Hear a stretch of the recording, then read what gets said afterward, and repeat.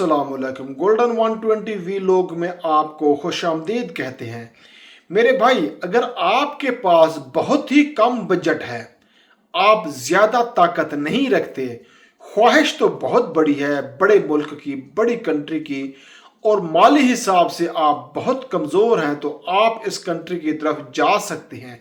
इस कंट्री का work permit आपको मिलेगा और वर्क परमिट बहुत ही कम पैसों में, कम बजट के अंदर अंदर। और सबसे बड़ी बात यह कि इस कंट्री की सैलरी भी बहुत ही आउटस्टैंडिंग है। दुनिया के जो टॉप 20 कंट्रीज हैं, जो सैलरी वाइज सबसे अच्छे हैं, जिनकी सैलरी बहुत ही हाई होती है, इस लिस्ट में उस कंट्री का नाम कंसीडर किया जाता है।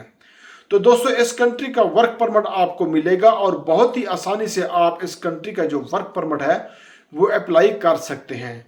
तो दोस्तों, ये कंट्री कौन सा है? ये कंट्री है जापान। जापान का वर्क वीज़ा 25 दिन के अंदर अंदर आप ले सकते हैं।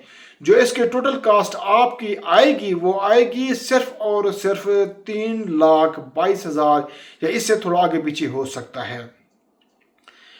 3,22,000 में जापान का 10 महीनों का वर्क परमिट आपको मिलेगा। सिर्फ और सिर्फ पासपोर्ट और 2 वाइट बैकग्राउंड की तस्वीरें चाहिए। जापान का 10 महीनों का वर्क परमिट अप्लाई करने के लिए सिर्फ आपको पाकिस्तानी पासपोर्ट और 2 बैकग्राउंड तस्वीरें की जरूरत पड़ेगी। 25 दिन के अंदर अंदर आपका वीजा लग जाएगा। जो फाइल की फीस है और एम्बेसी की फीस है वो 22,000 रुपये है, जो आप खुद ही पे करेंगे जाके एम्बेसी में।